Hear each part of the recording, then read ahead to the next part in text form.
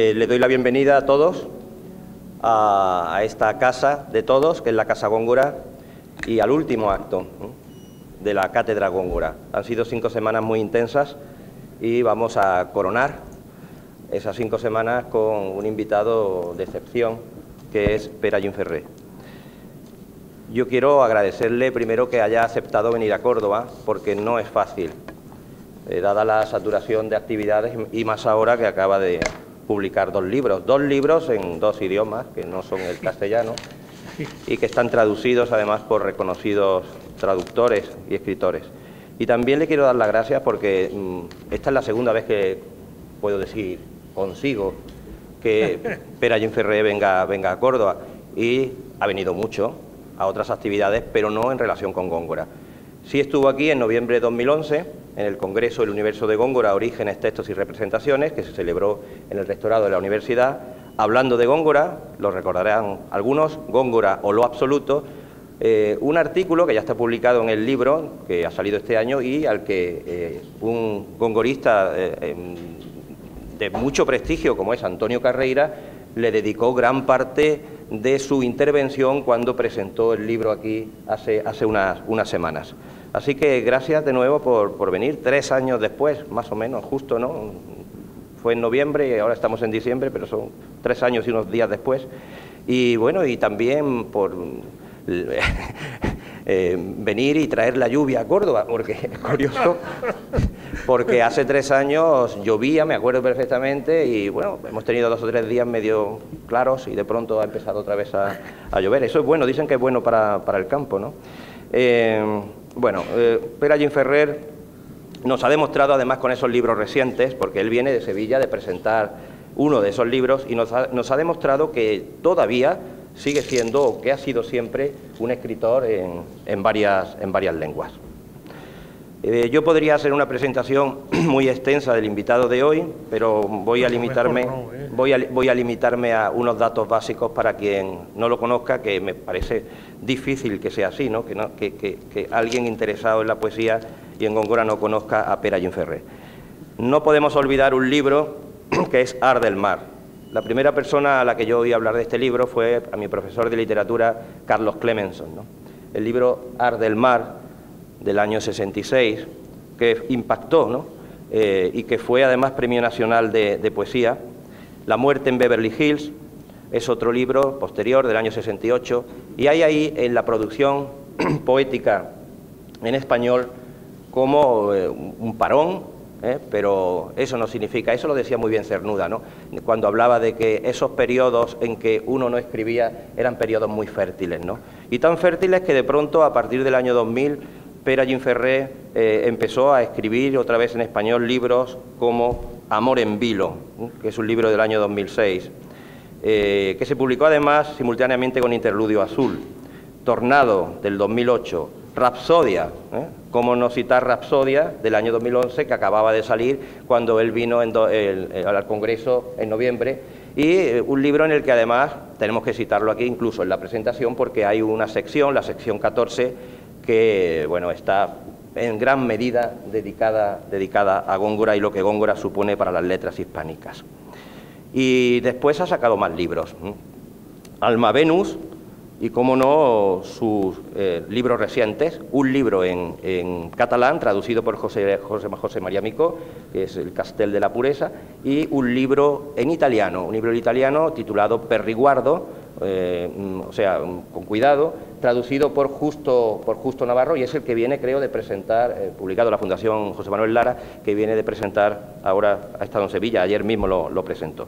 Tampoco quiero olvidar su labor como ensayista, porque Pere Gimferrer es poeta, también prosista, novelista, y muchas cosas más, ¿no? Y le encanta el cine. Recuerdo además con alegría, después de nuestro primer contacto aquí, todas nuestras conversaciones por teléfono, cuando de pronto sale un tema poético, pero de un tema poético nos vamos y podemos estar hablando media hora o 3/4 de hora por teléfono, y eso siempre es muy satisfactorio, tratándose de una persona de esta calidad intelectual. Y digo que no quiero olvidar sus ensayos, porque a mí me encantó, en una época en la que estaba trabajando mucho en Octavio Paz, la relación entre su poesía y el ensayo, el libro por el que se le concedió el anagrama de ensayo, el libro del año 80, Lecturas de Octavio Paz, ¿eh? Un libro con el que yo trabajé mucho, igual que trabajé luego con las cartas que se publicaron en la editorial Seix Barral, donde hay una cantidad de información muy valiosa, ¿no?, sobre cómo consideraba o cuál era la lectura y la interpretación que Octavio Paz hacía de la literatura española y de la literatura hispanoamericana, ¿no? Y otros ensayos, Los raros, título tomado del gran Rubén Darío, otro autor al que admira, cómo no, Cine y literatura, que hay una edición reciente en Australia en el año 2012. Y tendría que hablar también de su producción en catalán, que se inicia en el año 70 y comprende en prosa Dietario, pero luego una novela, Fortuny. En verso ya tendríamos que hablar en el año 77, El Espai Desert, El Vendaval del 88, además por ese libro obtiene el segundo, o sea, por segunda vez, el Premio Nacional de Poesía, y Mascarada del 96. Luego, su relación con las academias, o sea, honores que lo distinguen como haber sido elegido muy joven, en el año 85, académico, en sustitución de la plaza, creo que es la O, ¿no?, la O mayúscula, dejada por Vicente Alexandre. Y también ingresa en la Real Academia de Buenas Letras de Barcelona en el año 2008, y luego están los premios. Premios que son pues casi 30 premios o más. Bueno, si contamos los pequeños son muchos, así que me voy a limitar a mencionar los que consideramos más importantes, ¿no? Por supuesto, el Premio Nacional de las Letras Españolas, año 98, y el prestigiosísimo Premio Iberoamericano de Poesía Reina Sofía, que obtiene en el año 2000. Y el Premio Internacional Octavio Paz de Poesía y Ensayo, año 2006. Sus últimos libros publicados son muy recientes, tendremos ocasión en la entrevista quizá de hablar de ellos, y yo, como siempre he hecho al presentar a nuestros invitados, siempre me gusta recomendar una antología para quien no haya leído nada de nuestro poeta invitado, que se pueda acercar. Así lo hicimos en varios casos, ¿no?, en los casos anteriores, y hay una antología que es útil, lo que pasa que tiene también un defecto. Es la antología Marea Solar, Marea Lunar, que es la que se hace a propósito del Premio Iberoamericano Reina Sofía. El problema de esa antología creo que es una buena introducción, además está al cuidado del propio Pere Gimferrer, es una buena introducción a su poesía, tanto en español como en catalán, pero hay un problema, y es que termina en el año 2000, o sea, se publica en el año 2000. Y desde el año 2000 hasta ahora, Pere Gimferrer ha seguido produciendo muchas cosas, y cosas que merecen la atención, porque el trabajo hecho con amor e inteligencia, como decía Cernuda, merece la atención de los otros. Así que bienvenido a Córdoba, Pere, y tienes la palabra. Bueno, primera parte del acto, que consiste en el comentario del bueno, y antes que eso, dar las gracias, y hago notar que es la segunda vez que vengo a hablar de Góngora, y las dos de la mano de Joaquín Roses, cuyo libro sobre la recepción coetánea de Góngora recomiendo a quien pueda leerlo, poca gente porque está agotado y lo consigue en una mano, el Támesis Books. Y es la sexta vez, curiosamente, que vengo a la ciudad de Córdoba, por razones distintas. No sé si cada vez que he venido ha llovido, ya no lo recuerdo con precisión. Y también agradezco naturalmente la semblanza que ha hecho de mí, generosa y al mismo tiempo convendiosa y excesiva, es decir, tampoco creo merecer tanto, ni tampoco como no decir nada, pero esto es muy difícil. Explico por qué he elegido un fragmento, luego lo comentaré brevemente. Yo he elegido el inicio de las soledades, es decir, la dedicatoria al duque de Béjar. Supongo, no lo he comprobado, que se trata del mismo duque de Béjar a quien Cervantes dedica la primera parte del Quijote. No he comprobado este detalle, supongo que es el mismo duque de Béjar, lo es. La primera parte del Quijote, y también las flores de poetas de Espinosa están dedicadas a... Pero siempre al mismo duque, ¿no? Es el mismo. Sí. Bueno, dicho esto, ¿por qué he elegido este fragmento y no otro igualmente hermoso y no menos conocido? El comienzo del Polifemo, las iniciales octavas. Bueno, por una razón. El comienzo del Polifemo, extraordinario en sí mismo, y que yo he citado muchas veces y hasta lo cito en uno de los 17 poemas de un libro en castellano que tengo inédito, ahora posterior a todos los que ha mencionado el profesor Roses. Está escrito en octavas reales, como todos sabemos, lo recordamos en parte al menos, y es excelente en sí, pero el hecho de estar en octavas reales me lo asemeja más a otras dedicatorias de una época no muy lejana. Por ejemplo, es indudable que suena parecido, y no podría ser de otro modo, a algo en sí mismo admirable, el comienzo de Rolando Curioso de Ariosto, que en la Merotuda Góngora conocía. Era muy habitual los poemas narrativos de octavas reales que comenzaran hablando de la estirpe. Yo podía decir de memoria el comienzo de Góngora y el de Ariosto, pero no viene al caso, porque esto, al estar en silvas, como el puesto del poema, tiene, aparte de más extensión, un juego de sonoridades distinto. Lo voy a leer, bien o mal, seguramente mal, y luego lo comentaré muy brevemente. Como hay tanto comentario escrito sobre él en su época, el libro de Joaquín Roses lo refleja muy bien, Salcedo Coronel, Pellicer, etcétera, como en el siglo XX, entre otros Dámaso Alonso, pero no únicamente Dámaso Alonso, hay como sabemos muchos más. Yo no pretenderé suplir ni siquiera abundar en todos los comentarios. Leo el poema y diré algunas cosas de él. Estas cosas debo advertir que proceden de mi memoria y de mi experiencia de lector. No he querido adrede de leer ningún comentario, a pesar de que posea la mayoría de ellos. Y lo que hice es, como saben ustedes porque lo tienen aquí, pasos de un peregrino son errante, cuantos me dictó versos, dulce musa, en soledad confusa perdidos unos, otros inspirado. Oh tú, que de venablos impedido, muros de abeto, almenas de diamante, baten los montes que de nieve armados, gigantes de cristal los teme el cielo, donde el cuerno del eco repetido, fieras se expone que al teñido suelo, muertas pidiendo términos disformes, espumoso coral le dan al tormes. Arrima un fresno el fresno, cuyo acero, sangre sudando en tiempo hará breve, hacha aspirada, purpurea la nieve.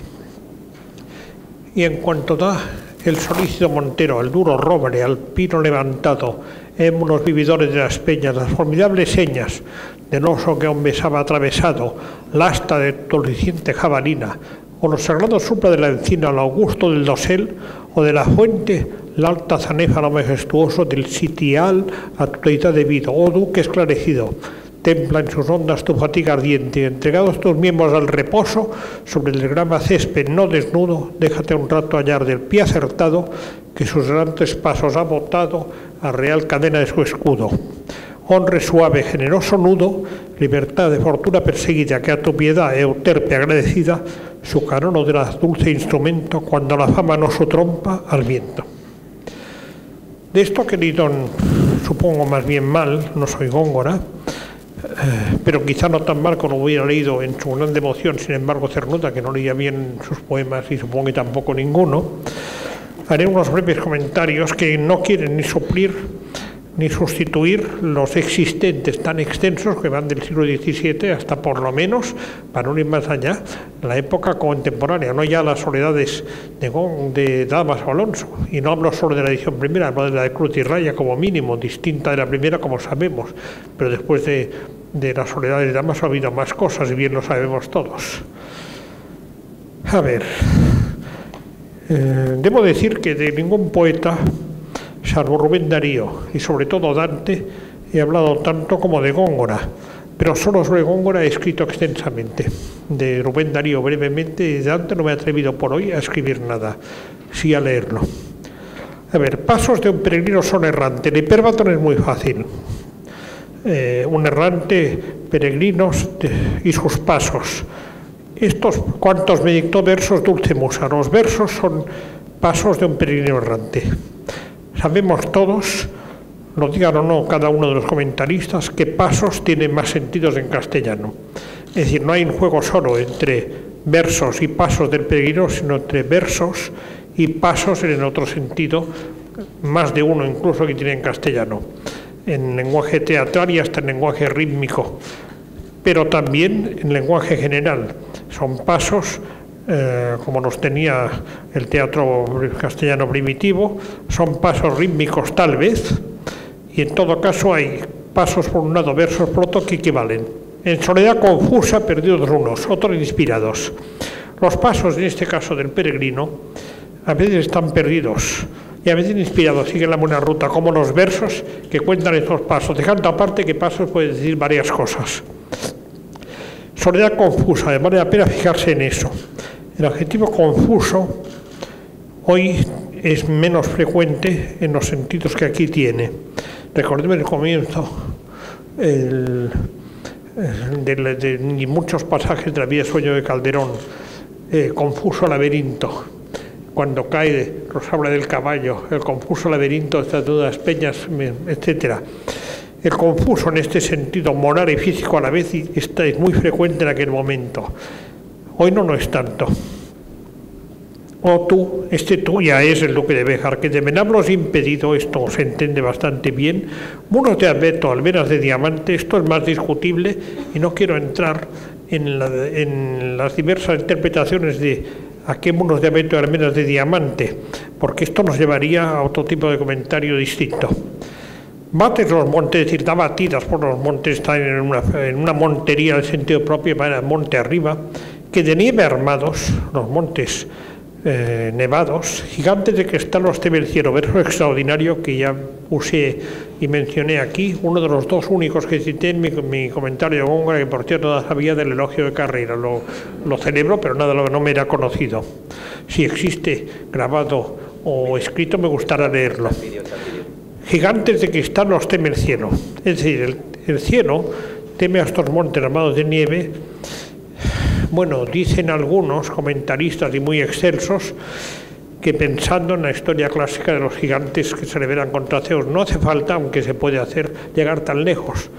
La altura y la nieve que nos arma basta para que el cielo nos tema, y no hace falta, aunque se puede hacer, recurrir a la epopeya de los gigantes, también pintada por Giulio Romano en el Palazzo Te, por ejemplo, en Mantua, y es una historia clásica. Puede hablarse de eso, no es totalmente indispensable. Donde el cuerno, naturalmente el cuerno de caza, del eco repetido, es decir, el cuerno que el repo recibe, esto ha llegado a tener eco, nunca mejor dicho, hasta en Verlaine y en otros muchos poetas. El recuerdo de un cuerno de caza no me sorprende, pero me alegra que recuerdes el pasaje de Verlaine, que viene de ahí indiscutiblemente, aunque no sé cuánta gente lo ha dicho. Fieras te expone, fieras es decir, lo que caza, que al teñido suelo, es decir, al teñido suelo por su sangre, muertas, pidiendo términos disformes, esto es carísimo. Al caer en la agonía los animales, parecen postular una forma del suelo, digamos, flexible, acorde con su caída agónica. Espumoso coral le dan al Tormes. Espumoso coral es claro la sangre y lo da al Tormes, al río. Arriba un fresno árbol, el fresno de la vara o cosa parecida, de venablo, cuyo acero, el del venablo, sangre sudando. Esto es muy interesante. Un poeta hoy no emplearía sangre sudando, pasaría por ser, como desde la época surrealista pasó a ser, una metáfora descendente. Es decir, hoy nadie se atrevería a decir que se suda sangre, salvo hablando de Jesucristo, porque es metáfora descendente. Pero en la época de Góngora era plenamente vigente. En tiempo a la breve, purpurear la nieve, la sangre, esta que se suda desde el acero, más que sudar se emana de él, pero ya entendemos la metáfora, para que la nieve sea púrpura. Púrpura era palabra entonces infrecuente, gongorina, y las purpúreas horas que rosas el alba y nos en el día dedicatoria del Polifemo, como sabemos muchos, todos quizá. Y en cuanto da el solícito montero, al duro roble alpino levantado, émulos vividores de las peñas, las formidables señas del oso. A ver, el solícito montero, al roble y al pino, duro en un caso, levantado, erguido en otro, émulos vividores de las peñas. Esto es importante, lo de vividores, porque está hablando no solo de lo inanimado, sino del animado, y por tanto no habla solo del roble y el pino botánicos, habla de algo más. Las formidables señas del oso que aún besaba atravesado, besaba en metáfora no descendente, ascendente.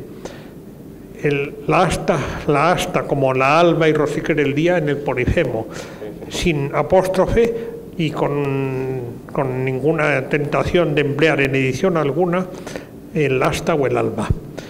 De Tuliciente Jabalina. A ver, las señas son las del oso. El oso fue atravesado por la jabalina o venablo, el montero, al roble y al pino, dejando aparte que son émulos vividores de las peñas, viven más que las peñas, evidentemente, pero puede haber aquí una segunda posibilidad de metáfora que no está totalmente explicitada. De todas maneras, el vegetal vive desde Aristóteles, a diferencia de la peña, pero puede ser además que haya otra cosa aquí en la que no quiero entrar, que el émulo, el roble y el pino sean además metáforas de otra cosa relacionada con la cacería. Las formidables señas del oso que aún besaba atravesado la asta de tu luciente jabalina. Areiro lo besa. Y entonces hay un pierbatón fácil de continuar. A lo sagrado supla de la encina al augusto del dosel. La encina es sagrada y por tanto suple que el dosel sea o no sea augusto. O de la fuente, la alza cenefa, lo majestuoso. El carácter majestuoso de la fuente suple, como ha suplido lo sagrado de la encina sagrada, el augusto del dosel, que no existe, pero se suple con lo sacro de la encina. La alta cenefa o cenefa, palabra que hoy sería de otro campo semántico, pero en aquel momento zanefa, además, zanefa, no cenefa, del sitial a tu deidad debido. A tu deidad. Está tratando al duque de deidad o habla de la deidad venatoria. Probablemente la ambigüedad existe y ahí no quiero entrar porque ha habido comentaristas que han mirado lo uno o lo otro y hasta ambas cosas, como sabe perfectamente Joaquín Roses. Oh duque, esclarece vuestra invocación, templa en sus ondas tu fatiga ardiente. En sus ondas estamos hablando de las ondas hasta ahora no nombradas directamente, al menos no en el pasaje inmediato, pero se trata del Tormes, sin la menor duda, muchos versos atrás. Hay otras posibilidades, estas ondas pueden no ser del Tormes, pero no quiero entrar en eso, que nos llevaría a un comentario distinto. Y entregado a estos miembros remosos, este verso es totalmente llano, sobre el diagrama césped no desnudo. Esta visión, el no desnudo, muy dirían hoy, al modo inglés sofisticada, curiosamente, aunque en su origen es poesía muy culta del siglo de oro, ha llegado hasta el lenguaje taurino de hoy. Se dice de alguien que toreó con no mal arte. El no mal, por buen arte, es una variante muy tardía del no desnudo de aquí. Déjate un rato hallar del pie acertado, el pie rítmico naturalmente, que sus errantes pasos otra vez en varios sentidos, el del peregrino, el del pie del verso, ha botado, es decir, ha dedicado y ha enlazado a la real cadena de tu escudo. Real no equipara al duque con el rey, pero la cadena sí es real. Honre suave, generoso nudo, libertad de fortuna perseguida, que a tu piedad Euterpe agradecida, dice Euterpe, para luego enlazar con fama. Dos figuras mitológicas. A la piedad Euterpe agradecida, porque el generoso nudo a libertad de fortuna perseguida, ahí estamos hablando también de la fortuna perseguida, aunque esta no debería quizá llevar necesariamente mayúscula, pero la puntuación y la grafía, aunque aquí son las de Carreira, como sabemos bien, no estaban fijadas en aquella época, ni en España ni en ninguna parte. Las puntuaciones y las mayúsculas o minúsculas queda al criterio del editor, aunque existan manuscritos Chacón, teóricamente revisado por Góngora, pero no es el Evangelio, es una cosa que fue vista por él, me pregunto con qué detenimiento, si todo lo de Chacón, que por lo demás no son todos los poemas de Góngora, bien lo sabemos que algunos no están en Chacón, no digo ya la comedia venatoria, hay poemas en sí mismos que no están en Chacón. A ver, Euterpe agradecida, su canono da dulce instrumento, ya que no lo hace la fama, no su trompa, lo da al viento Euterpe. Esto es el final, digamos, apoteósico y mitológico, de lo que en el fondo es una dedicatoria a un duque que se dedica a cazar. Naturalmente, contado así, por un lado, demuestra cómo se ha hecho desde Pellicer y Salcedo hasta Damaso, entre otros muchísimos, que todo esto tiene un asidero en una realidad concreta y se puede formular. Yo lo he hecho brevemente y solo indicando ambigüedades que no puedo ni debo dilucidar ahora, en prosa. Ahora bien, nada tiene que ver esto con lo que hemos oído. Esto es otra cosa.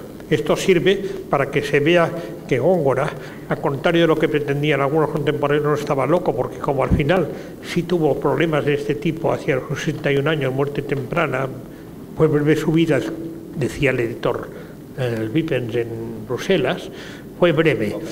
Sí, sí. Francisco Poppens. Sí, Poppens, sí, tengo el libro incluso, como Neruda lo tenía, el de Bruselas, 1659, si no me acuerdo mal. Y, a ver, esto demuestra que Góngora no estaba alterado en su mente cuando escribió estos o cualesquiera otros poemas.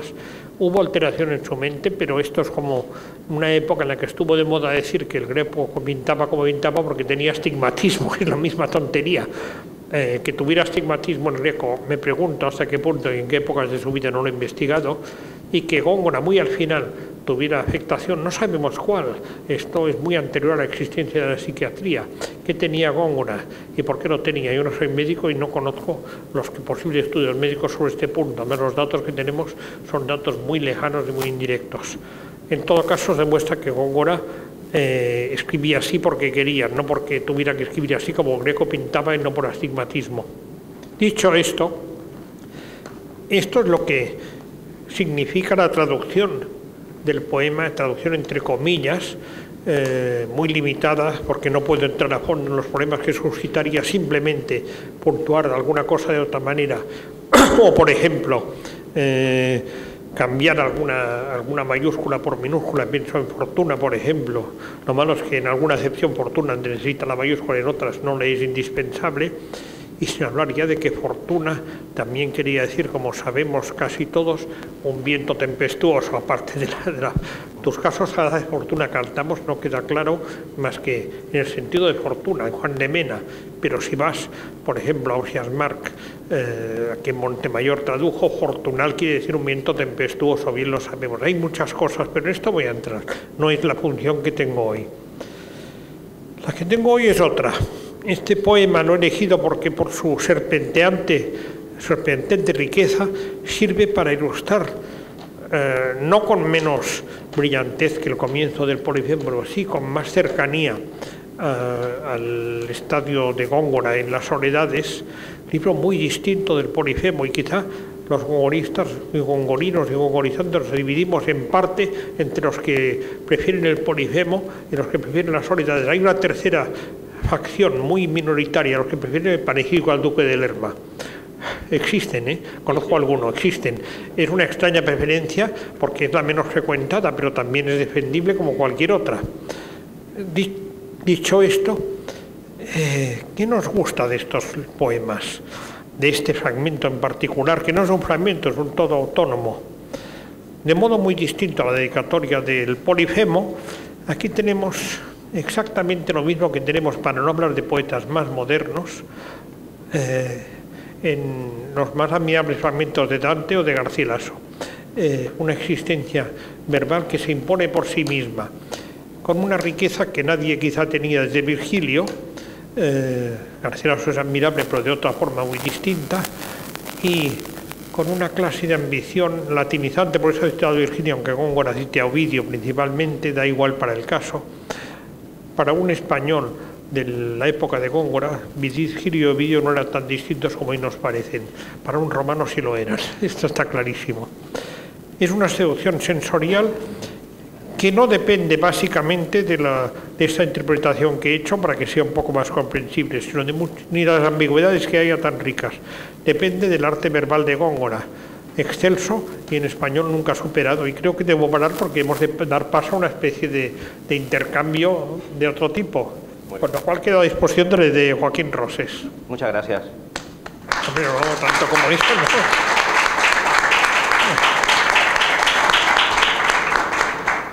Y de hecho poco de mi cosecha, eso lo he apuntado alguna cosita. No, pero está muy bien, muy bien. Además, es curioso porque no has elegido un soneto. Casi todos los que te han precedido en el uso de la palabra aquí en las semanas anteriores han elegido un soneto, ¿no? Y la verdad es que elegir la dedicatoria de la soledad bueno, lo que pasa novedad y atrevimiento. Que es más larga y un poco más compleja en apariencia sí, que otras cosas, pero vaya. Creo que sí. Bueno, pues vamos a pasar a charlar un rato, a dialogar, ¿no? Quería preguntarte primero que cuándo oíste por primera vez el nombre de Góngora y si fue con un conocimiento que podríamos llamar escolar o algo descubierto en la soledad de la lectura. Bueno, oír, no es quizá la palabra. Leí el nombre de Góngora. Yo sospecho, no tengo tanto detalle, pero sospecho que, aunque sin duda aparecía en libros escolares de mi bachillerato, yo lo leí antes que eso en libros que me habían llegado por vía familiar y concretamente me acuerdo de dos. Uno de uso de bachillerato, el manual de Guillermo Díaz Playa, y otro más importante en todos los sentidos, con sus virtudes y defectos, que es el manual, algo más que manual, el mamotreto de Juan Hurtado y Ángel González Palencia. Luego en mis libros de estudio propiamente dichos ya salía Góngora. Pero eso cuando lo leí, pues muy pronto, el nombre de Góngora, leerlo más que oírlo y leerlo antes que oírlo. En una época posterior hay un hecho curioso. Por un año de diferencia no llegué a tener en el entonces llamado el preuniversitario, el tema de Góngora y el Polifemo. Pero veía, porque ocupábamos la misma aula, yo tenía el Villanos y el Rincón de Lope, que no me interesaba demasiado, Lope sí, el Villanos y el Rincón no demasiado. Pero veía los versos de Góngora, las octavas del Polifemo en la pizarra que las borraban para poner cosas de Lope. Y la verdad es que me daba cierta envidia no estar leyendo el Polifemo en vez de leer el Rincón, a pesar de mi estima por Lope, no por el villano, por otras cosas de Lope, muy buenas algunas. Y no digo que el villano no fuera bueno, pero la verdad es que me interesaba poco. Lo dieron hasta por televisión, qué barbaridad, un representante del villano era increíble. En fin, cuando empecé a leer a Góngora, esto es otra cosa, y no sé si lo que me has contado cuando oí o leí su nombre. Sí, pero claro, la pregunta que iba a hacerte ahora era justamente no que lo veas, veas su nombre y alguna selección de sus textos en un manual o en una historia de la literatura, sino una edición, por ejemplo, una antología o una edición de alguna de sus obras. Algo más que eso, Góngora y el Polifemo de Damaso Alonso, pensado para un curso que no llegó a ser el mío, el preu de entonces. Antes que eso, naturalmente, había cosas de Góngora por aquí y por allá, pero no eran los que más me interesaban. Lo que me interesaba, verdad, era lo que había en Góngora y el Polifemo, que como sabemos no contiene únicamente el Polifemo, sino muchísimas otras cosas de diversa naturaleza. Era un libro pensado para el preuniversitario, pero también pasaba esto, como recordamos, con la aproximación al Quijote de Martín de Riquer, prologado precisamente por Damaso, y también dio muchísimo juego. ¿Y has manejado luego otras ediciones más recientes de Góngora? Bueno, yo tengo muchas ediciones recientes y antiguas. Puedo enumerar, si es que merece la pena, unas cuantas cosas. Ediciones. A ver, lo de Millet, naturalmente, que tiene la virtud de contener la Academia Venatoria. El manuscrito Chacón, facsimilado por la Academia, que yo mismo prologué. A ver, la de Damaso Alonso, principalmente he manejado la del año 36, porque es la que contiene lo del manuscrito de Lisboa. Es la segunda, es la mejor. Sí, lo sé muy bien. El más raro, aunque no el más valioso, pero no es absoluto desdeñable, la edición bilingüe de Bucarest en los tiempos de Ceausescu, hecha por el hispanista vivo aún y correspondiente de la española Darío Novostiano y prologada por Damaso Alonso, en bilingüe. Romano, español, todo, empezando por Damaso y continuando por Góngora, además se traduce en verso y hasta conservando métrica y rima, lo cual tiene su mérito, pero es una lengua romance. Ediciones antiguas, Salcedo Coronel, Poppens, del que hemos hablado ya, son muy distintas. Poppens tiene un mérito tipográfico extraordinario y contiene más erratas que otros. El Salcedo Coronel, no muy apreciado, lo era por Damaso y es un comentarista menos conocido de lo que debería ser. Tiene muchas cosas interesantes. Pellicer, naturalmente, pero no tengo el Pellicer. Luego está otras ediciones antiguas, básicamente Poppens, Salcedo Coronel y no antigua de verdad, pero como si lo fuera, el facsímil de manuscrito Chacón, que como digo hasta prologué yo. Lo prologué yo, pero hablando de Damaso, con quien pasé un par de años hablando cada semana de Góngora. Luego tengo, por ejemplo, la edición de Micó, divulgativa pero interesante, del Polifemo, el libro monumental de Antonio Vilanova sobre las fuentes del poemismo de Góngora, 2 tomos que también es una edición cuasi crítica de los sonetos que publicó nuestra amiga Viruté, muchísimas más. Hablamos solo de ediciones, ¿verdad?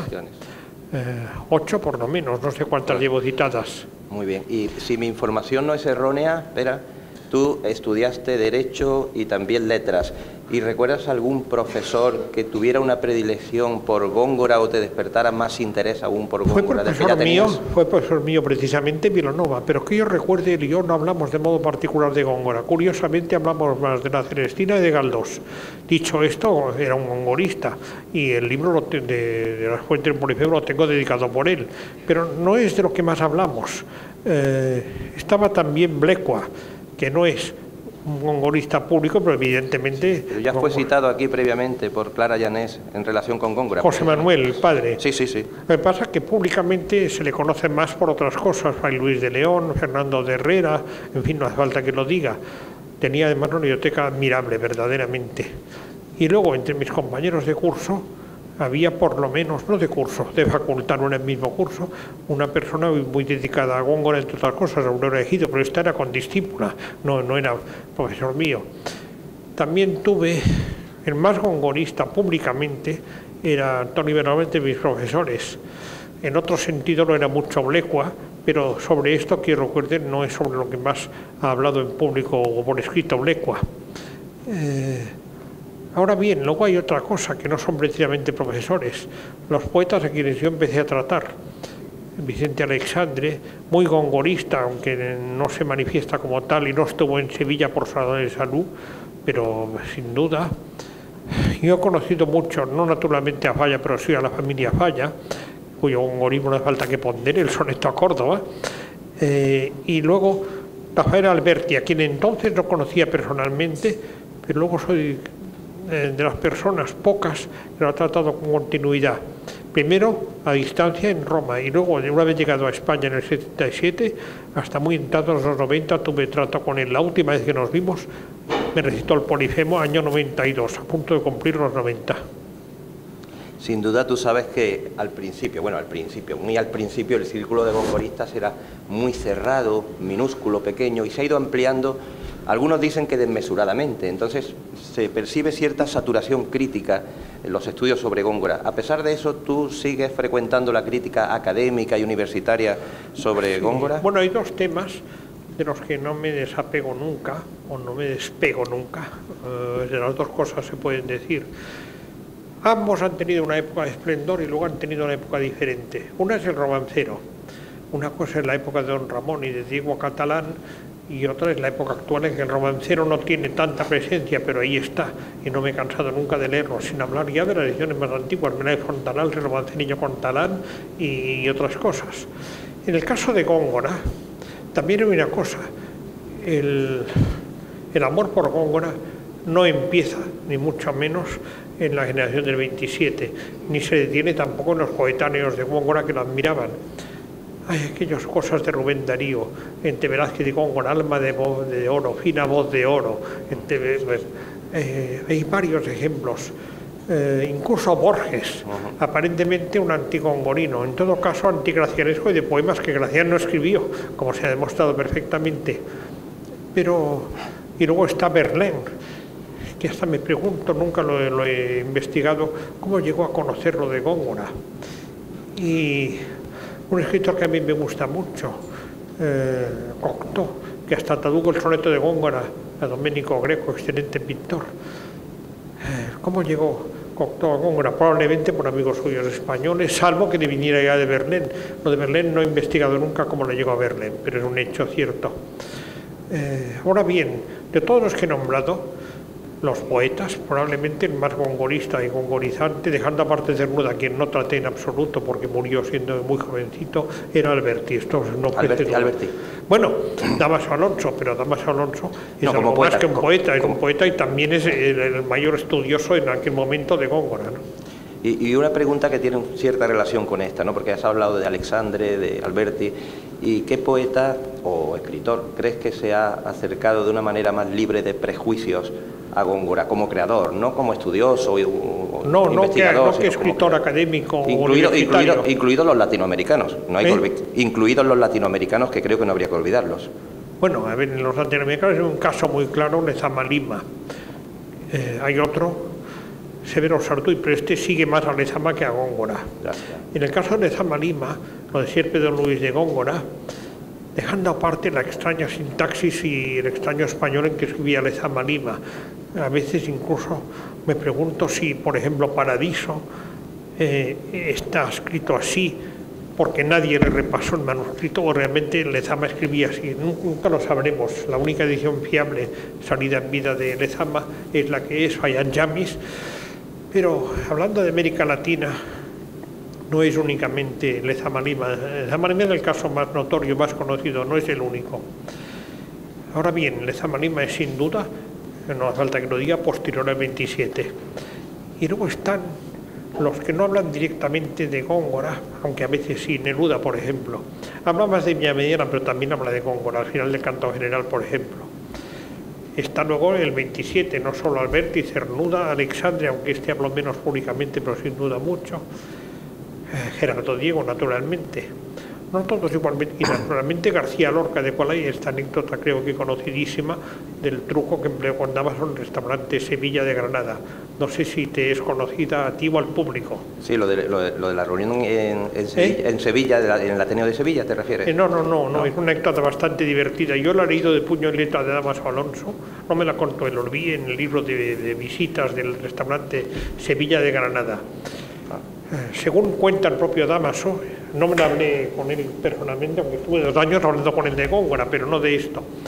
Según cuenta Damaso, yo lo he dicho en alguna parte, Federico García Lorca cogió un camarero y empezó a aprenderse, ya lo conoces, el comienzo por lo menos de, no dedicatoria, lo que viene después de las soledades, para demostrarle que era un poeta popular entre el pueblo llano andaluz. Damaso, que tenía su lado de ingenuidad, que lo hace muy simpático y le permitió descubrir intuitivamente cosas que descubría Spinter de otro modo, al principio lo creyó, poco después entendió que era una broma de Federico García, lo que lo cuenta con bastante gracia en el libro de visitas del restaurante Sevilla de Granada. Sí, conocía la anécdota, pero en ese momento no me acordaba de a qué te referías. Tú has elegido este fragmento, la dedicatoria, los 37 versos de la dedicatoria al Duque de Béjar de las Soledades. Pero quizá eso no significa que sea tu obra preferida de Góngora. ¿Cuál sería tu obra preferida? Me temo que las Soledades. En eso quizá voy a contracorriente porque, por ejemplo, no lo era de Octavio Paz, que me vería con mucho. El Polifemo, yo no lo comparto. El Polifemo es una obra acabada y las Soledades no lo son. Pero esto no es definitivo. ¿Cuántas obras hay inacabadas que admiramos mucho? Es que Octavio Paz, mi opinión aquí es irrelevante, pero Octavio Paz, como sabes, prefiere el Polifemo y llega incluso a decir que el Primero Sueño de Sor Juana es una obra superior a las Soledades, lo cual me parece una barbaridad. No estoy seguro que él superara, que él creyera que Sor Juana supera a Góngora. Sí puede pensar, porque las Soledades le gustaban poco y que el Primero Sueño le interesa más que las Soledades, no que el Polifemo.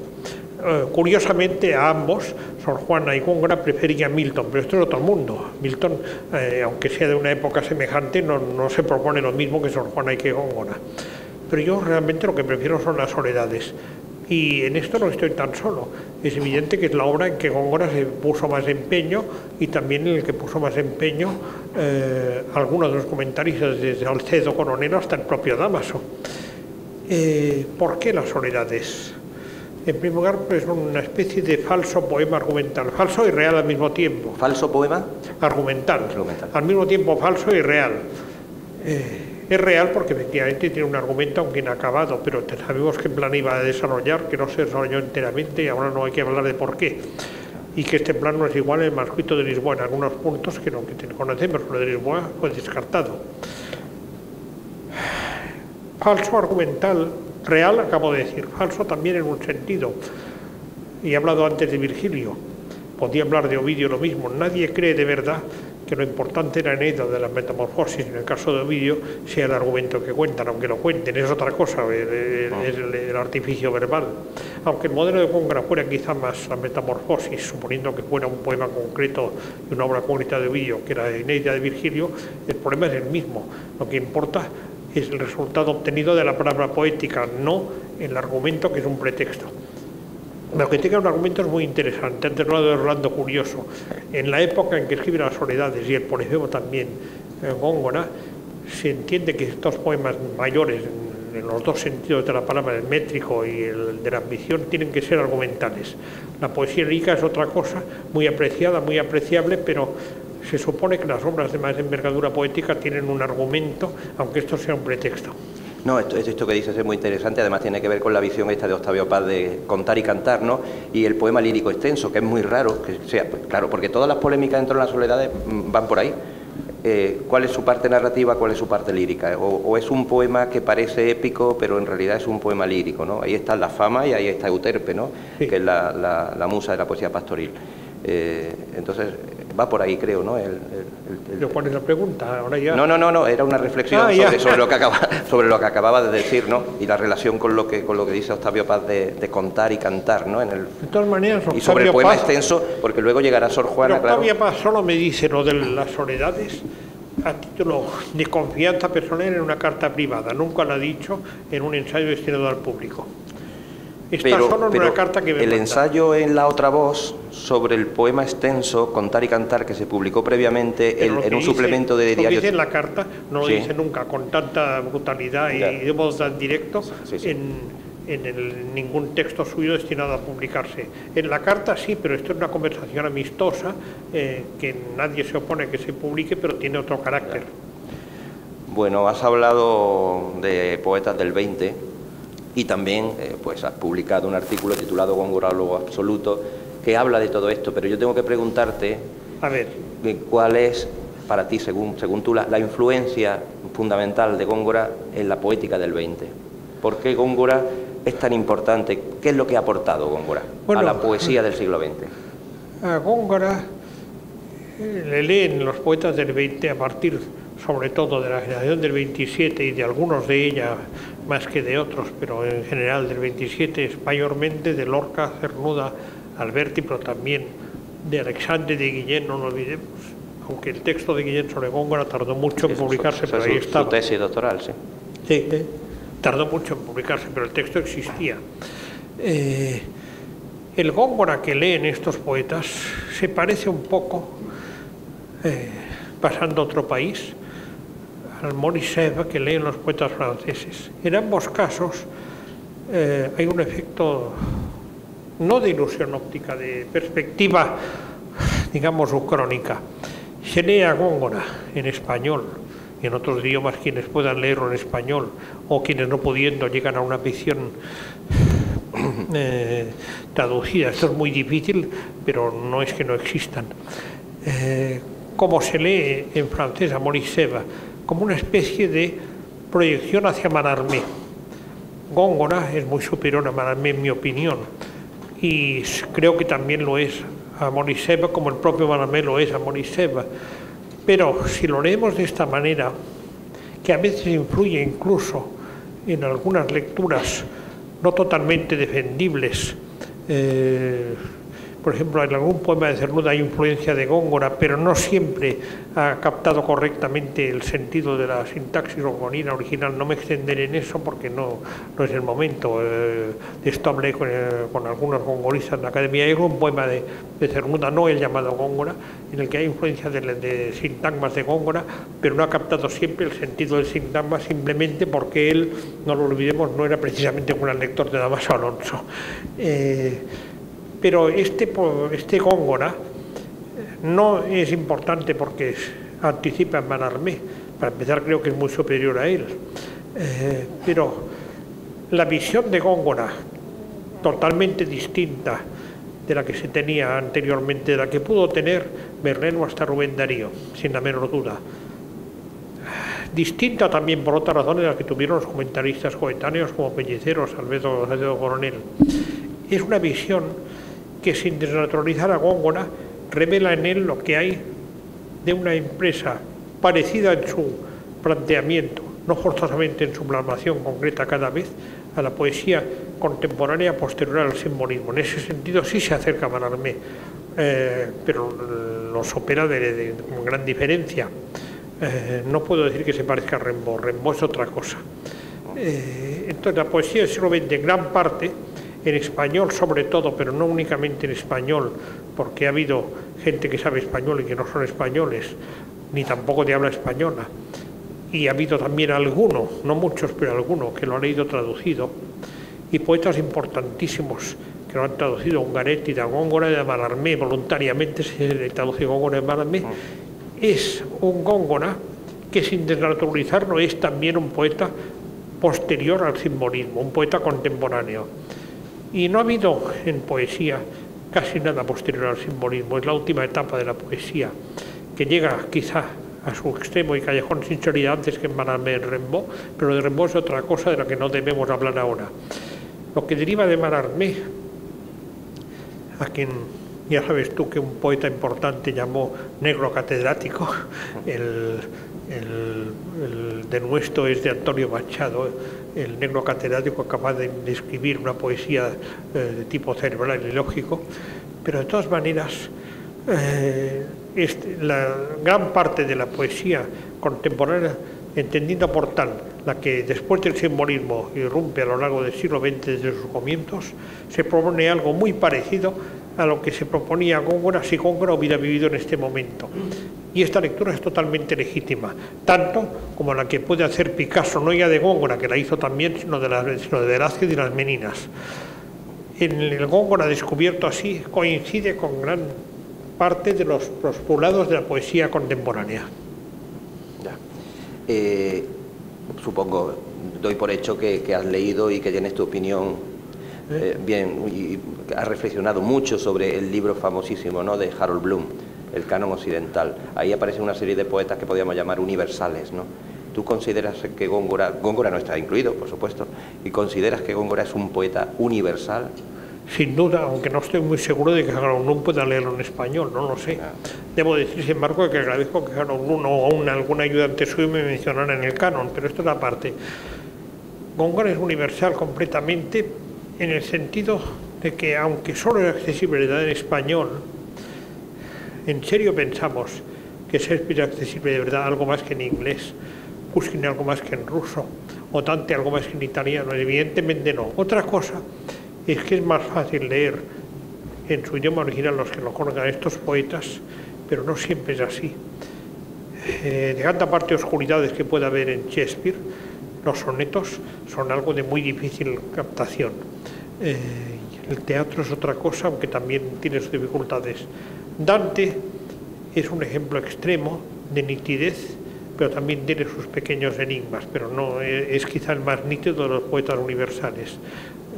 Quizá porque también es el único que no solo ha fundado su idioma, sino que ha fundado un idioma entero.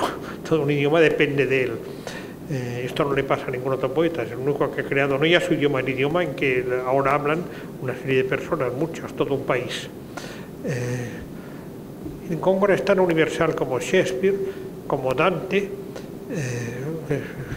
y naturalmente como algunos poetas latinos que he mencionado, no solo Virgilio, Ovidio, Lucrecio, por ejemplo.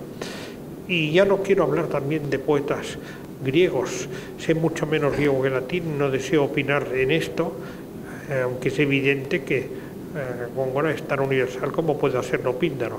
No quiero estar en Homero, esto es poesía épica y en gran parte inicialmente oral y es Píndaro, otro mundo. Ahora una pregunta de otro tono.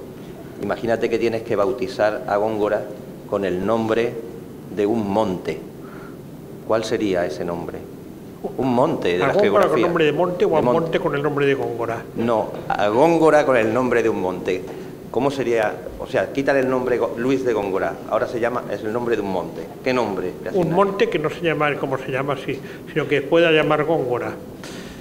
Es difícil decirlo, pero precisamente aquí hablando de los montes que tenía armados gigantes de cristales, seme el cielo. Sí, por eso te hago la pregunta. Tiene que ser un monte, bueno, a ver, gigantesco y nevado sin la menor duda, pero no puede ser un monte tipo Everest o Himalaya, porque esto nos lleva a otro mundo. Tiene que ser un monte italiano, un monte italiano, o bien de la parte pirenaica entre España y Francia, algo así. No puede ser Everest o Himalaya, ni siquiera quizá el Teide, tiene que ser un monte Puede ser un volcán, podría ser el Vesubio o el Etna, pero esto nos lleva a otro sitio y estamos pensando quizá más en Calderón que en otra cosa. Un monte importante de los Apeninos, de los Pirineos, del sistema ibérico, algo así. Vale. Otra pregunta, Córdoba, la ciudad de Córdoba. Amelia de Paz es una gran investigadora, está viniendo 10 años aquí a los archivos de Córdoba y ha dicho reiteradas veces, en varias ocasiones, que Góngora no se puede, bueno, no solo ella, lo han dicho varios, que Góngora no se puede entender sin Córdoba. ¿Qué crees tú que representó Córdoba para Góngora? Bueno, Góngora no se puede entender sin Córdoba o Córdoba sin Góngora. Yo creo que las dos cosas, estamos con lo del monte y Góngora y el Góngora. Bueno, eso me hace recordar un caso que conozco muy bien, de una ciudad dominada completamente por un escritor, Salamanca y Unamuno, que no era salmantino ni castellano siquiera. No, era bilbaíno. Pero Salamanca está dominada todavía hoy, lo sabemos bien, por Unamuno, no por Fray Luis de León, a pesar de del asunto del decíamos ayer y todo eso, está dominada por Unamuno. Góngora domina Córdoba, y por tanto Córdoba no se concibe sin Góngora, y en cierto modo Góngora sin Córdoba. Eso hay un primer argumento, el soneto a Córdoba. El soneto a Córdoba es un soneto extraordinario, también lo es su adaptación musical por Falla.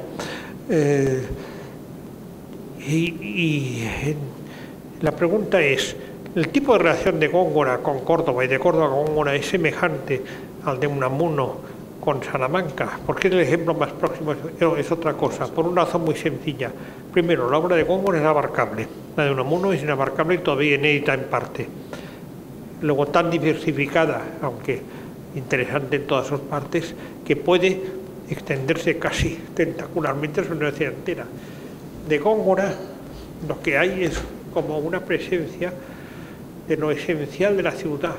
El exceso son unas torres levantadas. El final sobre todo es admirable, el final es extraordinario, sobre todo por una cosa. ¿Qué quería decir para Góngora España en aquel momento? Es muy difícil saberlo, pero el final tiene una eficacia extraordinaria. ¿Te refieres a O Flor de España? Sí, pero ¿qué es España para Góngora en aquel momento en que escribe? ¿Cuánta gente emplea en España en un sentido como el que se puede emplear en el siglo XIX y XX? Era como en el caso de Cervantes o en el de Bernal Díaz del Castillo, suponiendo que sea él y no Cortés como alguno ha pretendido, el autor. Fíjate que los soldados de Bernal o de quien haya escrito su texto hablan de que salieron de Castilla. España es otra cosa, una denominación geográfica. Claro. Está el Gallardo español de Cervantes, bien lo sé, pero el Gallardo español es otra cosa. Ya lo decía Américo Castro, español es una palabra extranjera. En aquel momento, España es sobre todo un nombre geográfico que Góngora sublima y convierte en algo tan mítico como la Euterpe que hemos visto aquí mismo. Creo que Góngora depende en gran parte de Córdoba como arquetípico de lo andaluz, es decir, de cierto andaluz, el mismo tipo de andalucismo que hay en Fernando de Herrera precisamente, y que aparece no solo en su poesía, sino en su edición de Garcilaso. Edición poco leída quizá hoy, pero de un gran interés en muchos sentidos, aunque no siempre uno pueda estar de acuerdo con lo que Herrera dice, pero es difícil no estar de acuerdo en muchas cosas. Córdoba, a su vez, existe sin Góngora. Bueno, es como preguntar, sabido que no es el caso de Salamanca y Unamuno, es quizá, por un lado, el poeta de Córdoba por excelencia, por otro lado, Córdoba es ante todo la ciudad donde se originó la obra y la vida de Góngora. Has citado varios poetas que escriben en otras lenguas distintas al español. ¿Puedes añadir algún nombre más de algún otro poeta que te recuerde a Góngora? Porque has citado ya varios. Bueno, que he citado o que hay englosado a Góngora. Que te recuerden más, pero no sé. Poetas que te recuerden es muy difícil. De otras lenguas. Enumerarlos es muy difícil. Existen incluso en catalán Rosselló Porcel, que se influyó muchísimo en Góngora, aunque a veces a través de un discípulo suyo, Vicente García, el rector de Vallfogona. Luego están, como he dicho, Verlaine, Ungaretti, Cocteau. Hay muchos ejemplos. Borges, que era un extranjero y que si hubiera podido quizá no hubiera escrito nunca en español. De hecho, su sueño era escribir en inglés y hasta que de paso hubiera sido escrito en inglés el Quijote, que él sostenía que era mejor en inglés que en español. Sí, que lo había leído primero en inglés, pero no sé yo. No solo eso, le gustaba más en inglés. Yo me tomé la molestia de leer parte de los primeros capítulos del Quijote en la edición inglesa, no la edición, la traducción que le gustaba a Borges. Es otra cosa, pero evidentemente es un libro apreciable en inglés, ¿eh? Eso es otra cosa. Le falta la diafanidad y la extraordinaria nitidez del idioma de Cervantes, pero tiene indudablemente unas virtudes que alguien como Borges podía apreciar mucho. Bueno, a ver, si el Parnaso fuera un zoológico, ¿Eh? si el Parnaso fuera un zoológico, ¿qué animal sería Góngora? El Parnaso. Sí, imagínate que el Parnaso es un zoológico lleno de, no de poetas, sino de animales. ¿Y Góngora cuál sería de todos los animales posibles? Pero el Parnaso hay de todo, ¿eh? Sí. Como Imagínate, bueno, sí, Bueno, Góngora, no vamos a entrar en detalles. Pensando en sus versos, tiene que ser, por la tradición literaria de ambos, o un águila real o un león. Un águila real o un león. Y yo lo veo así. Sí, además me recuerda que Sor Juana, en el Primero Sueño, utiliza precisamente a esos dos animales como reyes de los distintos espacios, sí, del aire y de la, Aunque y de la tierra. Hermoda le compara incluso con el demonio arisco que ríe en la penumbra, pero esto es otra cosa. No como demonio arisco que ríe entre negruras, dice Sí, Cernuda, exacto. que ríe entre negruras. A ver, otra pregunta esta, que un poquito más seria. La otra, no es que no sea seria, pero y ahora ya vamos hablando de tu obra, de tu poesía, ¿no? ¿Consideras gongorina tu poesía? ¿Eh? ¿Consideras gongorina tu poesía? Bueno, no soy yo quien debe decirlo, pero la considera gongorina Pablo García Baena, el cual tiene mucha autoridad para hablar de eso, como bien sabemos, ya que inauguró este ciclo y también el Congreso del año 2011. García Baena me ha dicho, no a mí personalmente, sino a amigos comunes, que en cierto modo mi poesía, por lo menos de Rapsodia en adelante, es en su conjunto una especie de homenaje a Góngora. Mira, vamos a volver a tu libro, importante libro, ¿no? Ar del Mar. Sí, ya sé por dónde vas. Yo manejo la edición de Jordi Gracia, ¿no? Y ahí, antes de los poemas, aparece una nota donde se explica un poco, bueno, se relaciona la expresión Ar del Mar con ciertos versos de, como sabes, bueno, aquí hay una de cosa Octavio Paz, de Alberti. Yo cito Ardiendo está todo el mar de Alberti, pero déjame que te haga la el cual pregunta. a su vez deriva de Ar del Mar de un soneto de Góngora. Sin embargo, ¿por qué cito Alberti y no Góngora? Muy sencillo. El soneto de Góngora es de una familia de sonetos de Góngora que entonces frecuentaba poco en Góngora y en cualquier poeta. Es burlesco en el fondo. Lo de Alberti no lo es. Y cité Ardiendo tanto en el mar porque era más familiar para mí que Ar del Mar de Góngora, que descubrí más tarde. Pero la pregunta que yo te iba a hacer es que si es cierto que tú, cuando pusiste ese título, no estabas para nada pensando en Góngora. No, porque esta es la parte de Góngora que menos había leído en aquel momento. Claro. Lo que pasa es que dicen exactamente lo mismo, Ardiendo está o Ar del Mar. Pero el tipo de poema de que procede una cita de otra es muy distinto en los dos casos. Lo de Alberti tiene una filiación, lo de Góngora pertenece a un tipo de sonetos y de poesía que no frecuento mucho. Ahora he leído todos los sonetos de Góngora más de una vez, pero no es lo que más me... De hecho, de Góngora me interesan sobre todo otros poemas más que los burlescos. Sí, bueno. ¿Podrías explicar el proceso de escritura de algún poema tuyo que no pueda desgajarse de Góngora, de tu conocimiento de Góngora, de tu lectura de Góngora? Bueno, hay muchos poemas que tienen relación directa con Góngora y lo cito, mencione o no su nombre, en bastantes poemas y en distintas etapas.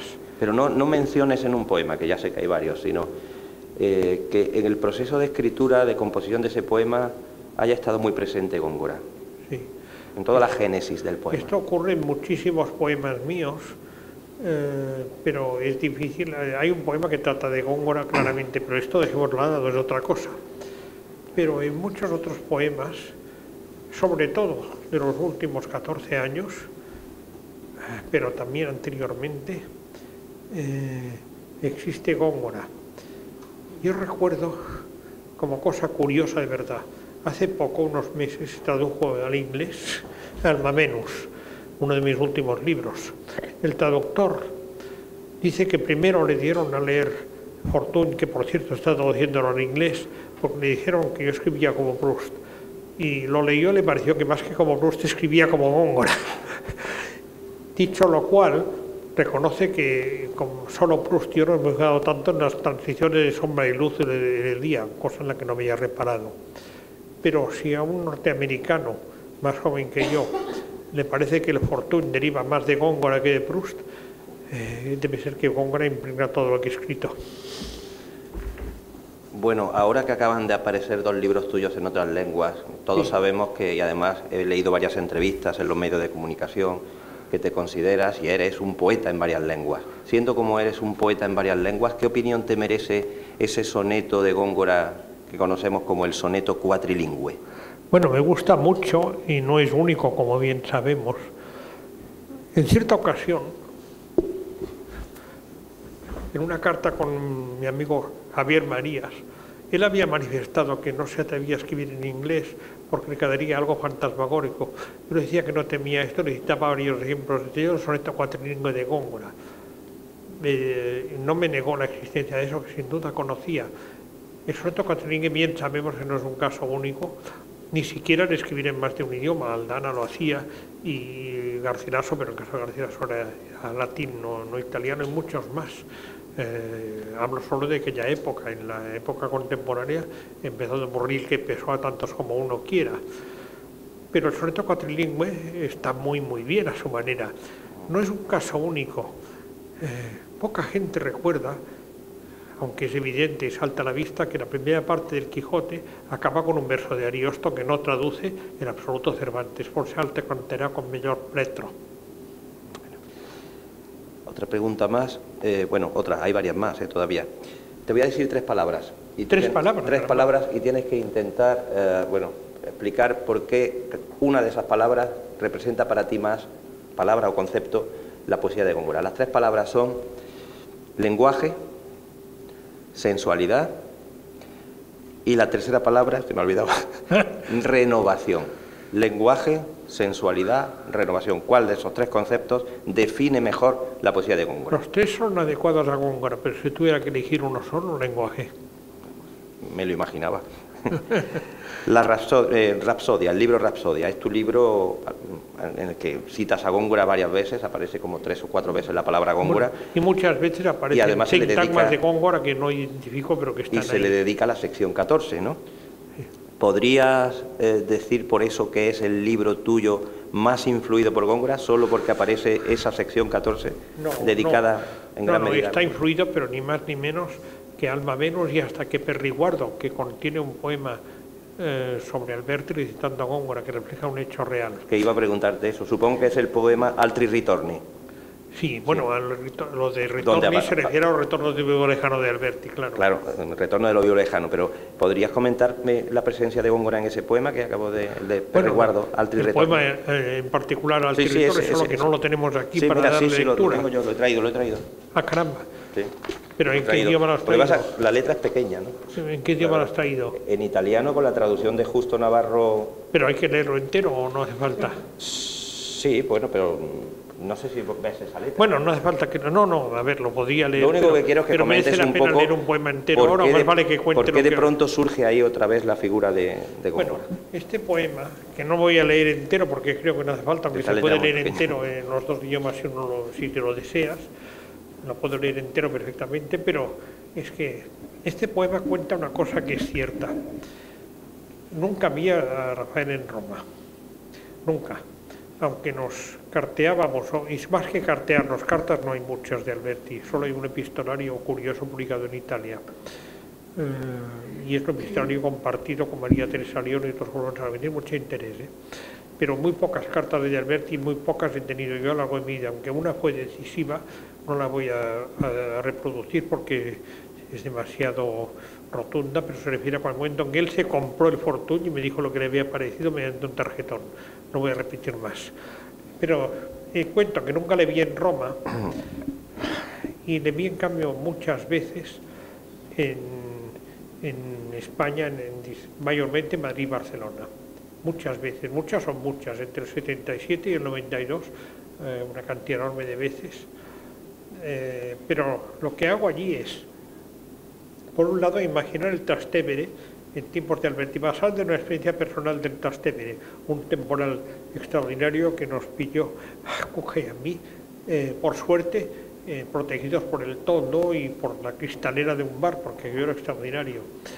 Y lo que cuento no ocurrió desde luego en Roma. Es una cosa que me impresionó mucho y que trato de contar. El año 92, agosto del 92, lo recuerdo perfectamente, en Barcelona, Alberti estaba cerca de cumplir los 90 y estábamos hablando con él, con otras personas más, personas conocidas, no solo su mujer, sino Paco Ibáñez, tal vez Mustaquí, no estoy seguro, Javier Ribalta, estaban preparando una actuación poético-musical que tendría lugar, no en Barcelona, cerca de ella. Alberti estaba en aquel momento un poco fatigado, volvía de Cuba.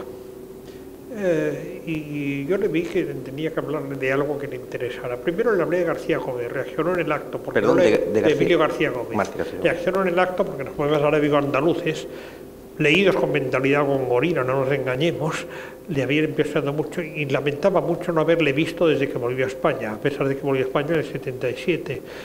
Y decía, tenemos que ir a ver a Emilio, tenemos que ver a Emilio. A continuación hablé de Góngora. Y aquello fue exactamente el bálsamo de Fierabras, si quieres. Se puso a recitarme la fábula de Polifemo y Galatea. No llegó al final porque hubo un momento en que le paramos, pero él se lanzó. No empezó por el comienzo, empezó por... donde espumoso el mar siciliano. Exacto. Sí. O sea, que dulce mueren las aguas mora y todo esto. Exacto, sí. Pero vaya, lo sabía todo y empezó a recitarlo, pero no por la dedicatoria, empezó ya por in media res. Sí, se saltó los 18 primeros, no, los 24 primeros versos. No, que dulce mueren las aguas moras, no, por cierto. Sí. O dulce Galatea, en fin, toda. Pero, claro, la evocación fue impresionante. O sea, Alberti lo decía muy bien, desde luego no lo leía, lo sabía de memoria. Y fue una cosa extraordinaria. Él hablaba en un idioma extraño, fonéticamente, una mezcla curiosa de andaluz, de porteño y de italiano. Supongo que le habéis oído hablar alguna vez o está grabado. Y en este idioma, pero recitando a Góngora, hablaba todavía en otro tono, no en otro acento, el acento era el mismo, pero el tono era muy distinto. Y como empezó con una exclamación de Polifemo referida a Galatea, o dulce Galatea, tal, era Polifemo hablando, era Polifemo hablando. No recitó todo y además no empezó por el principio, pero lo sabía todo claramente. Y si no recitó todo fue un momento que le dijimos que ya estaba muy bien, que parara y tal, porque iba lanzado a llegar al final, aunque no desde el comienzo, como digo. Pero no porque no supiera el comienzo, le interesaba comenzar hablando él como si fuera Polifemo. Es la última vez que yo vi a Alberti. Año 92 en Barcelona, y me dejó una huella imborrable. Muy bien. ¿Qué tema, recurso o factor de la poesía de Góngora crees que influye más en tu poesía? Y no vale decir el lenguaje porque ya lo has dicho. Algo, bueno, hay una cosa en la que puedo hacer... La sensualidad, no sé. Hay una cosa de la que puedo hacer muy poco uso. En él y en cualquier otro poeta antiguo. La mitología ahora solo puede usarse de modo muy concreto en algún pasaje, pero no tiene en el paisaje del hombre contemporáneo el papel que tenía en tiempos no ya de Góngora, sino de muchos más. Llega de hecho hasta la época de Picasso y sus coetáneos, pero ahora mismo la mitología existe, pero no tiene el papel que tenía. Hay dos cosas esenciales: la sonoridad del lenguaje independientemente del contenido lógico y semántico, y la capacidad de crear imágenes en sí mismas, a veces no directamente explicables, aunque todas lo sean, pero todas plásticas. Plásticas en un doble sentido, visualizándolas y como vida autónoma de las palabras. Muy bien. Si Góngora viviera en el siglo XXI, ¿qué crees que diría de tu poesía? Me es imposible saberlo, porque puedo saber lo que Góngora pensaba de sus contemporáneos. Pero ¿qué pensaría hoy? Para eso habría que pensar en un Góngora nacido en la época de la generación del 27. y que por tanto hubiera podido negarme a leer en su vejez. Otra cosa no es factible imaginarla. Le gustaría más que algunas poesías posteriores al 27, pero sin duda no más que las de Blas de Otero, que es después del 27 la más parecida a Góngora que conozco. Me ha extrañado que no lo hubiera citado ya. Que me ha extrañado mucho que no haya citado a Blas de Otero y por fin. O sea, sí. Sí, porque en una conversación que tuvimos por teléfono hace tiempo llegaste a afirmar que Blas de Otero era el más gongorista de los poetas de posguerra. Además lo demostró. Para empezar, Ángel finamente humano es de Góngora, el título quiero decir, como bien sabemos. Sí. Y hay una cantidad inmensa de sintagmas de Góngora escondidos y no subrayados en poemas de Blas de Otero, sobre todo, pero no únicamente en los primeros libros. La estancia del año 58, pero después continúa la de Góngora, continúa hasta el fin de su escritura. Es decir, yo creo que un Góngora que hubiera vivido en el siglo XX, porque más moderno ya me cuesta de imaginarlo un poco más, que fuera un hombre del 27, podía interesarle en poesía más que algunas de la de posguerra, no más que la del 27, pero no más que la de Otero tampoco. Lo de Otero es quizá, dejando aparte los seguidores directos y explícitos, Gerardo Diego, Alberti, Dámaso Alonso, aunque más por sus ensayos y por su poesía, el más gongorino, después de 27, es Blas de Otero.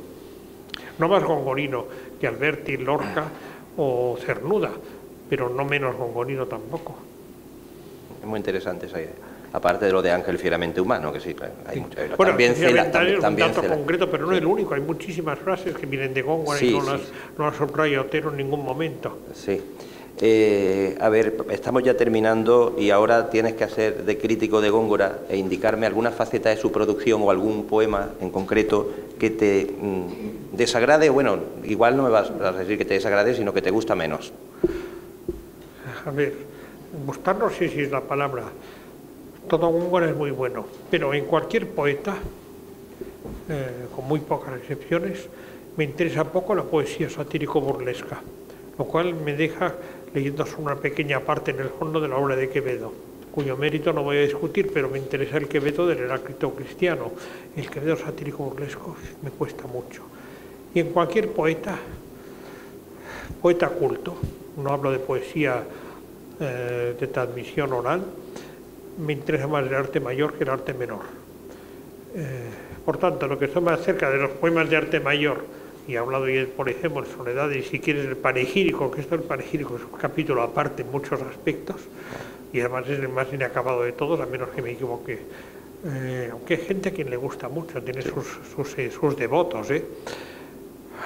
Menos me interesan las romances y letrillas, que era lo que primero leía uno, Hermana Marica, Hermana Mañana que es fiesta, aunque este en sí mismo es interesantísimo, por muchas razones, no todas literarias, dicho sea de paso. Pero luego hay otra cosa, pocas, pero muy interesantes, las cartas de Góngora. La muerte de Villamediana, aquello es extraordinario. Y habría que ir más a fondo al teatro, el acabado, el inacabado y hasta la atribuible comedia vinatoria. Pero todo esto estamos ya en un mundo que no es el de Hermana Marica, es otro mundo.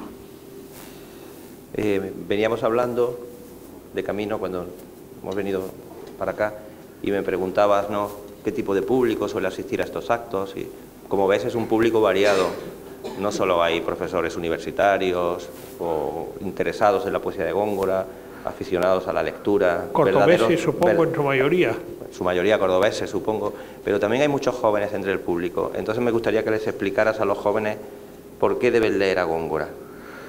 A los jóvenes y sobre todo a los jóvenes que tienen intención, bueno, si les interesa la poesía, o escriben. Si les interesa la poesía, ¿por qué deben leer? Porque con muy pocas excepciones, nadie ha escrito mejor que Góngora, en castellano, en verso. Esas excepciones existen. Hay fragmentos de Garcilaso y de Rubén Darío que no están por debajo de Góngora, aunque no se le parezcan en nada. Pero una ambición tan alta y un resultado tan extraordinario en español, en algunos puntos solo los alcanzó Góngora. Otra cosa es qué parte de la obra de Góngora les puede quedar más cerca. A mi juicio, las más características son los poemas de arte mayor y de más ambición. Esto puede tener que ver con mis predilecciones. Acabo de decir que hay cosas de Garcilaso y de Rubén Darío que no están por debajo, pero la ambición era muy distinta en un caso y en el otro. Puede conmovernos mucho y a veces uno leyendo a Garcilaso y a Rubén duda si tal verso podría haberlo escrito Góngora. Seguramente en algún caso sí. Tres poetas muy musicales, muy sonoros precisamente. Claro, Garcilaso, Góngora y Darío. Bueno, Garcilaso tiene cosas extraordinarias y alguna parece de Góngora. Lo que ocurre es que Garcilaso es otra cosa y para empezar nunca pudo haberle conocido, creo yo, los poemas de Góngora, menos no los más característicos, y quizá ninguno además.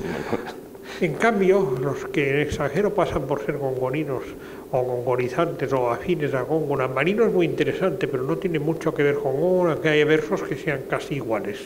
Esto lo estudié muy ligeramente en un artículo mío que le dieron en Mariano de Cavia, aquello de extraña de aquella casa, de la fábrica y todo eso.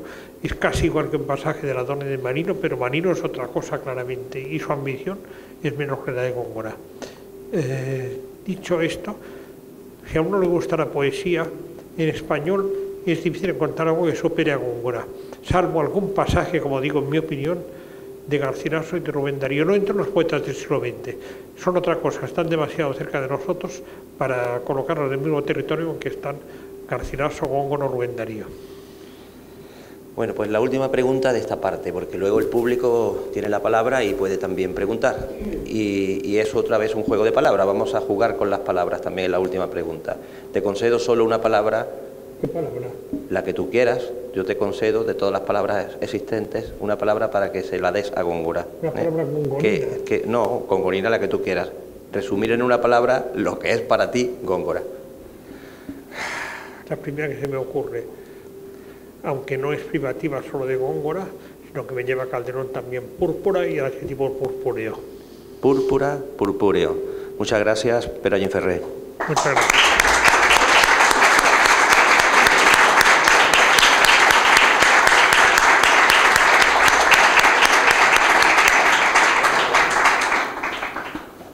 Ahora el público tiene la palabra, como acabo de decir. ¿Alguien quiere preguntar? Le quería preguntar que me explicara un poco, que me explique un poco esta declaración que hizo usted no hace mucho, que ha salido en prensa hace un par de días, sobre que piensa usted que el español ha perdido fuerza lírica. El idioma, la lengua, el español moderno. Bueno, en cualquier idioma, en todos los idiomas hay una vida de las palabras que existen poéticamente con mucha importancia. Llega un momento en que pueden perderla o no, depende de la evolución de la poesía, y esto ocurre en cualquier idioma, no de modo particular en español. Hay excepciones, hay palabras que en ningún caso en el idioma que sea van a perder su vigencia, pero hay palabras que van unidas a una época y dejan de usarse en poesía a partir de cierto momento, porque no todas resisten igual el uso continuado. Hay algunas que son ineludibles, que aguantarán siempre, y otras son reemplazadas por otras. Esto es normal, y hay vocabulario del siglo XV o XVI o XVII que una gran parte es eficaz y subsiste, y otra ha sido reemplazada por aportaciones del XIX y del XX. Esto ocurre en todos los idiomas, hasta donde yo sé. Si puedo aprovechar para hacer una segunda pregunta, aprovechando que Pere Ayinferré es académico, me gustaría que me dijera qué le parece el anagrama de la cátedra Góngora, el juego de palabras que tiene, si le parece correcto o un cachondeo. La verdad no me he parado a pensar en este aspecto de la cuestión. No me parece mal. Joaquín te lleva toda la noche haciéndote preguntas sobre, por ejemplo, la de el animal en el zoológico. El dragón, sí, sí. No, el dragón. Yo no me he planteado eso como problema. En cambio me parecía deseable, aunque nadie me va a seguir en esto. Esto no me lo he planteado jamás como problema, no lo es para mí. Me parecía deseable hacer creer a la gente que de verdad Góngora vivió aquí, pero esto no va a prosperar. No sé. Ese es el sueño de Pere Ayinferré. Es que tenemos que hacer lo podemos decir, ¿no? Que se grabe ya, pero si no, entonces pierde todo encanto, ¿no? Engañar a todo el mundo para que... No, engañar. O encontrar un manuscrito por ahí perdido, Bueno, que diga que Góngora pasó por aquí, por esta casa, por esta. Lo malo es que Góngora Porque esta no vive es aquí. Casa Góngora, pero no Casa de Góngora, cuidado. No, es que lo malo es que Góngora no vive aquí, porque en lo que respecta a la casa de Lope o la del Greco, por lo menos sí que vivieron allí, aunque en lo que respecta a Lope, lo único que está igual que en su tiempo es el jardín. Los muebles son de época, pero no los de él, salvo quizá un cuadro. Y hasta no sé si este cuadro es copia de otro. Y en el caso, por ejemplo, muy conocido en Roma de la casa de Shelley y Keats, la casa es auténtica.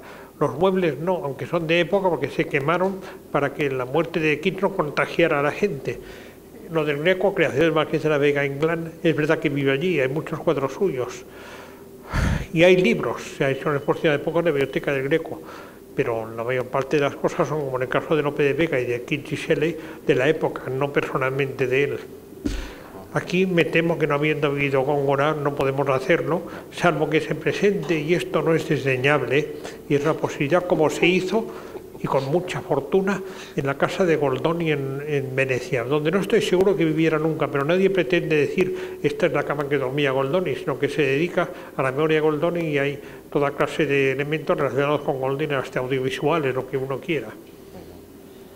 Bueno, pues hay más preguntas. ¿Alguien quiere preguntar algo más? A García Baena le dije, cuando le hice la pregunta del zoológico, del Parnaso como zoológico, le dije, Pablo no vale dragón, ¿eh? Así que ese ya está reservado para el logotipo. A Pérez le ha costado trabajo responderle, podría haber pillado la idea del dragón. No, hombre, pero águila y león son dos buenas opciones. Águila real, además, y león. Bueno, pues si no hay preguntas, yo quiero agradecer en este último acto la asistencia del público. Han sido 12 actos, 5 semanas, una gran intensidad, y también debo decir, aunque recuerdo que cuando despedimos el Congreso del Universo de Góngora hice algo parecido, ¿no?